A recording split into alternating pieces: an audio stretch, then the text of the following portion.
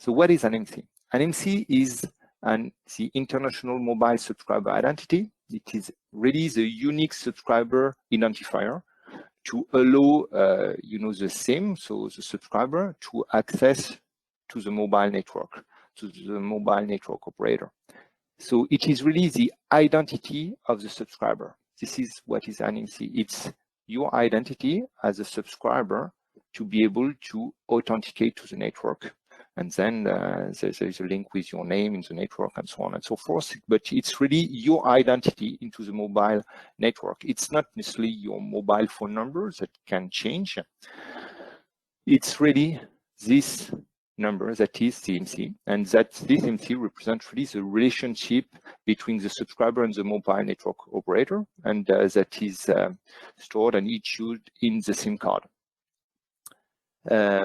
So we'll see that it can be used to, have to grab subscriber identity and to monitor the allocation. We'll see that into this presentation, and that's one of the points that we are going to protect here.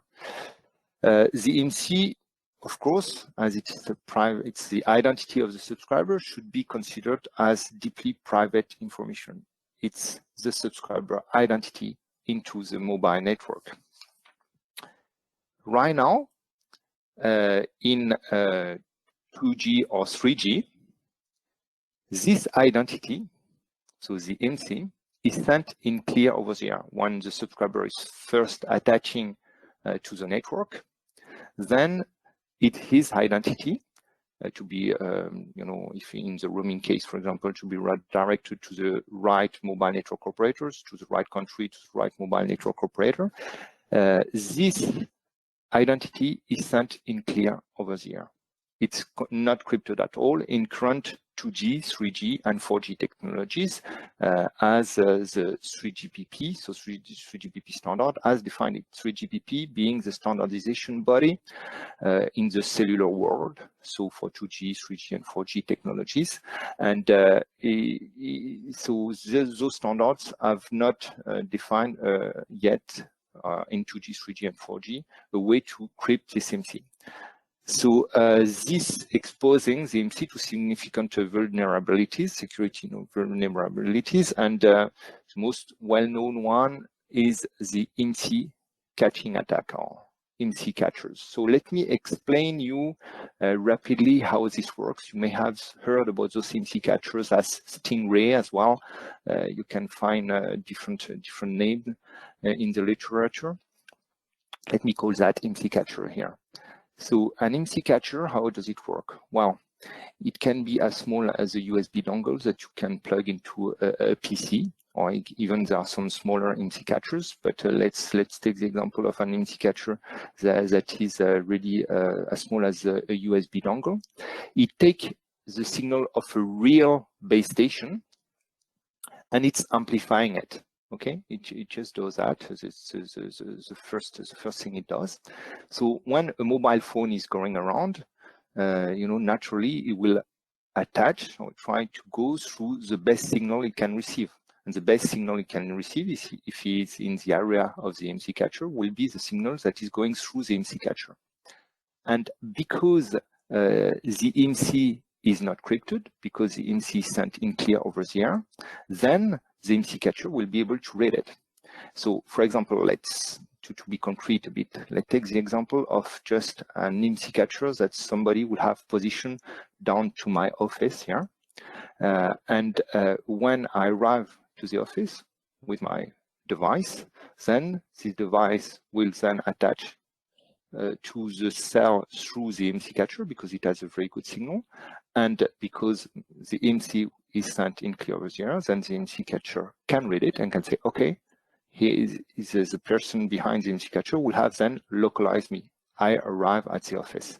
And, localization is one of the really deep privacy items. They will be able to localize me, to know when I am at the office, I am in the area. If you put this, and if somebody put one close to my home, then they know where I am. I just arrived home.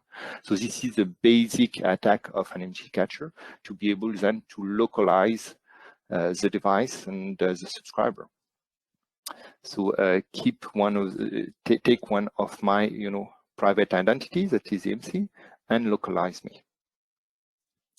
To be able to prevent those kind of attack and those kind of privacy issue, then the standardization body for cellular networks, that is named 3GPP, has defined, along with the introduction of 5G, so in 3GPP release 15 being the release where the 3GPP release where 5G has been just introduced.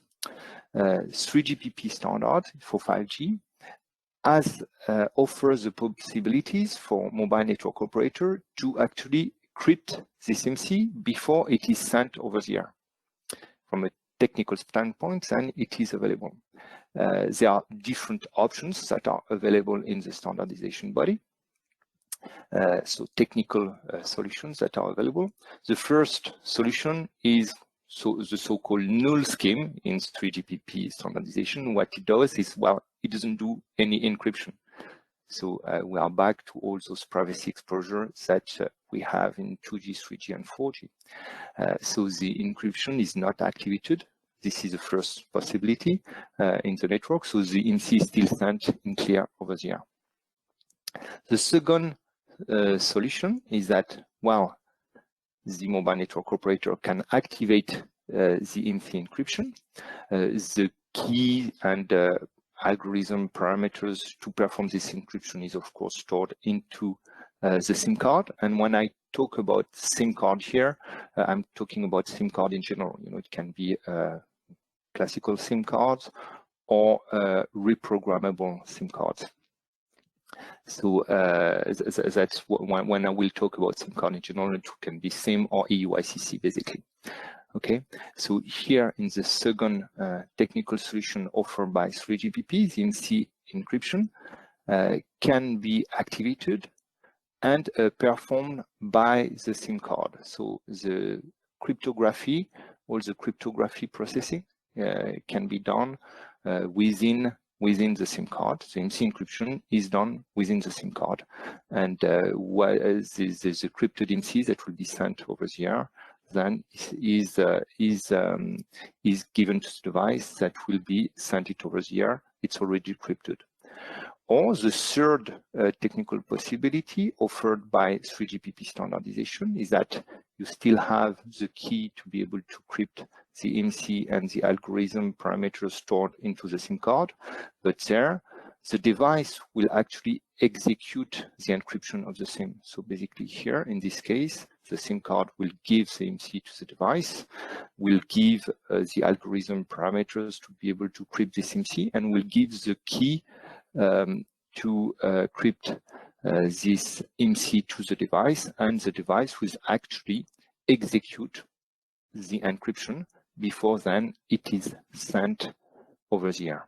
Okay, so the device executes the cryptographic operation when the mobile network operator will have activated this feature, of course. So three technical possibilities offered by 3GPP release 15 for 5G networks. First, you don't crypt the IMSI.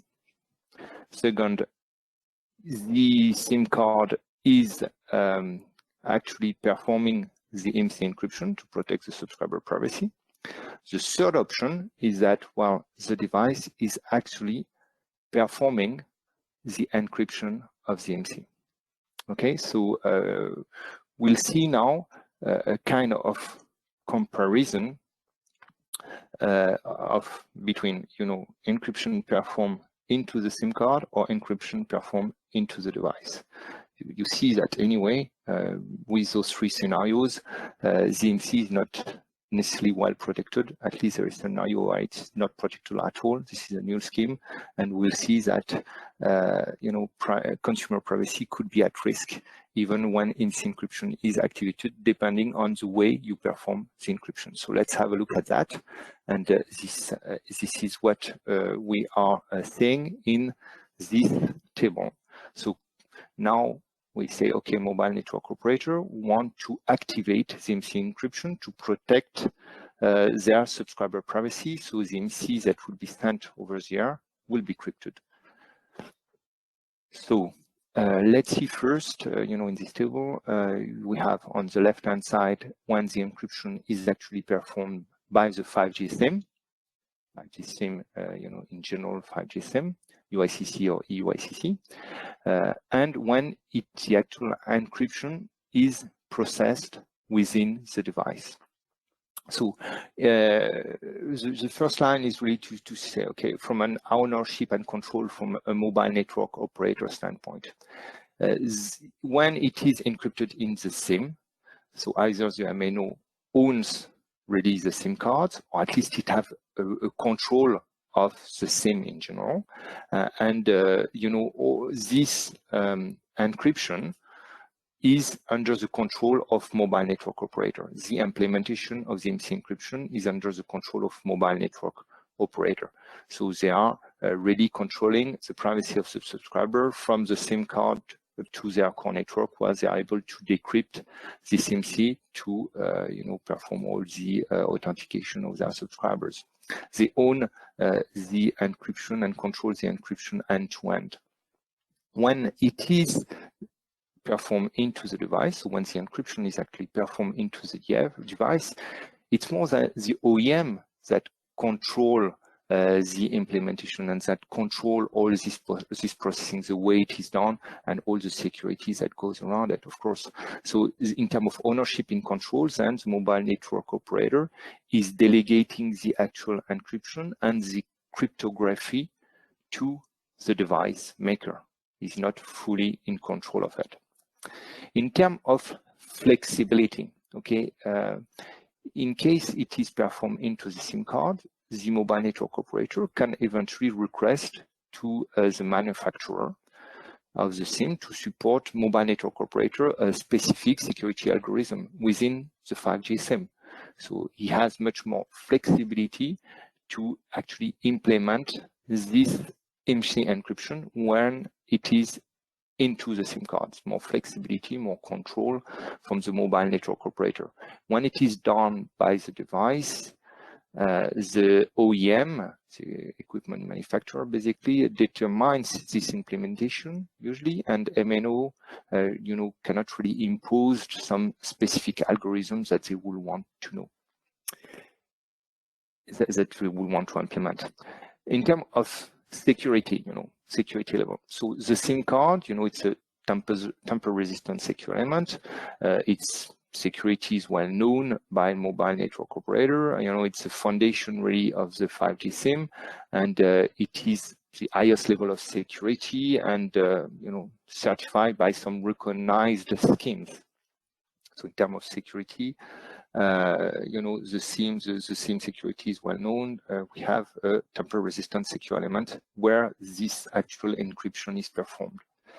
If this encryption is actually delegated to the device, then the security is not really certified nor dedicated to the actual device. So, security cannot be really guaranteed there. In terms of production, all the SIM production process and provisioning is secured, regulated, in regulated facilities. It's a well-known process from the mobile network operator. So when in this case of the SIM card, when the encryption is performed into the device, then all those devices may be built into unregulated facilities or unknown facilities. So in terms of products where the encryption performed can be built into unregulated facilities, unknown facilities.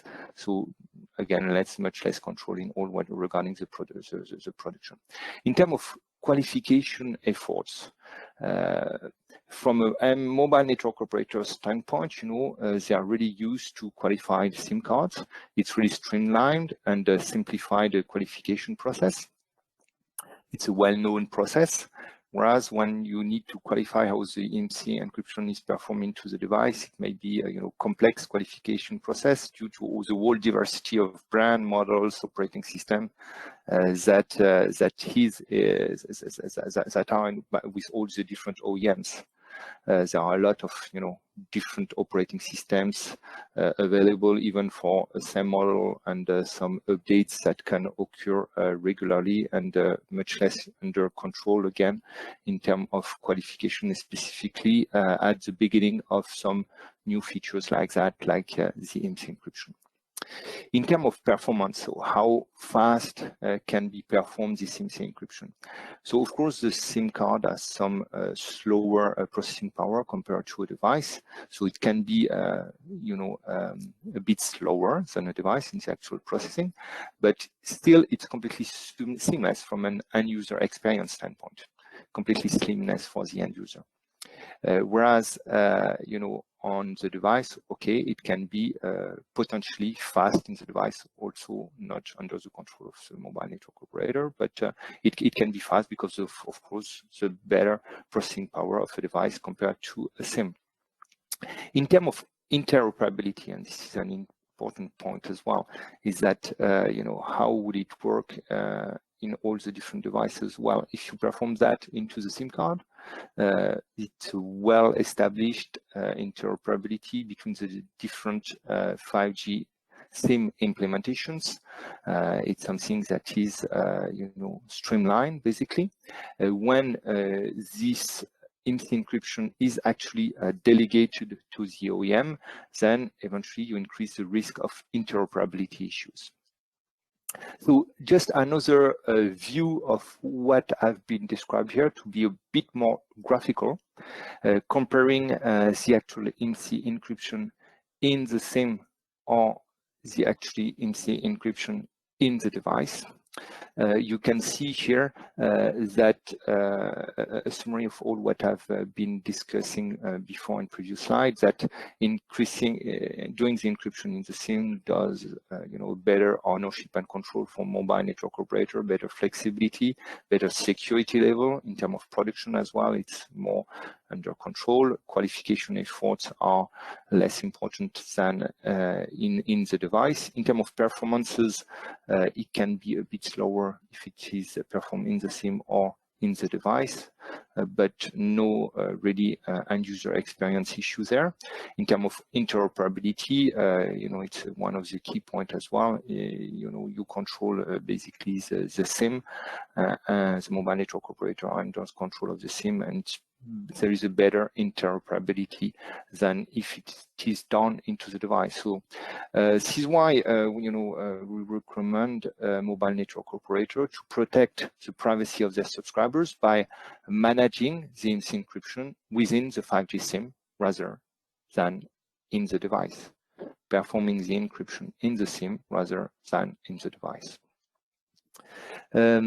Now let me go really to one of the points that we were usually asked, that is, okay, but what about lawful interception? Because all these IMSI catchers or Stingray may be used by all the law enforcement agency to track and monitor bad guys, criminals when necessary. So if you crypt this IMSI, then it may be an issue. Okay, so IMSI encryption definitely prevent bad guys to, our unlawful organization or even a Lambda user to do a malicious usage of IMSI catchers. IMSI catchers now, they are available at a very cheap price. You can find that onto the internet. It is no more something that that would cost hundreds of thousands of dollars. A few years ago, it was still the case. It was maybe not everybody could have one. Now you can see that it's very accessible to people that may have a malicious usage of those IMSI catchers. So definitely IMSI encryption prevent the bad guys to use those IMSI catchers.